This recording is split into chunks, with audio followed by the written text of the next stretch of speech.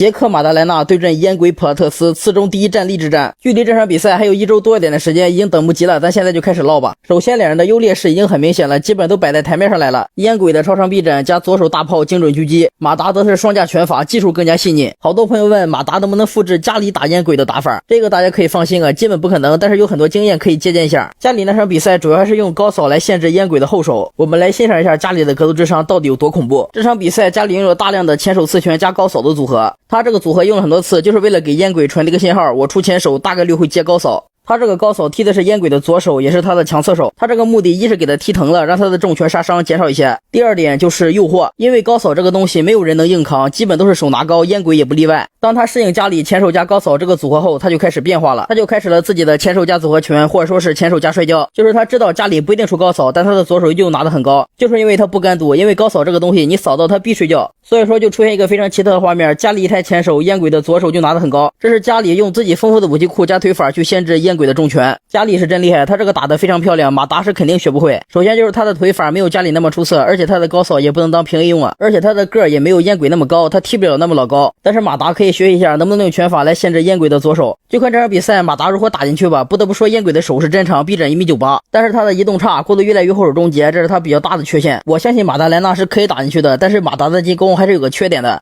就比如说他打那些手长的选手，他的进攻太直了，缺少一点横向移动，他这种直来直去的打法很容易被烟鬼瞄准。但是马达的步伐移动、闪躲还有进攻都很出色，我相信他会有最正确的打法。不得不承认马达相对烟鬼，他的武器库更丰富，他的技术更细腻。其实进的内围烟鬼那两下子也挺一般的，他面对任何选手进的内围都是先给他推出去，他确实是很怕摔，也是太依赖自己的后手终结了。而马达内围近距离的勾腹拳还挺疼的，感觉不比烟鬼差。而且这场比赛还有个关键点就是卡夫踢啊，这两个人打的时候应该是同架，烟鬼是标准的反架，而马达是双架。但是看马达的比赛还是更喜欢用反架一些，那同架的话那卡夫踢那是大杀器，马哈打马达的时候都是反架踢就完了，还有朗特里打希尔的时候都是反架也踢，反正同架的话卡夫踢就是个大杀器，就看谁给谁踢瘸了。这场比赛还是看好马达莱纳，虽然他的硬件没有那么出色，但他技术是真不错。而烟鬼的话还是感觉太贪一了，但他的拳是真的重，他 K 了马达我也不意外。但有句话说得好，马达莱纳他也是马王，所以说马王马达莱纳必将终结烟鬼普拉特斯。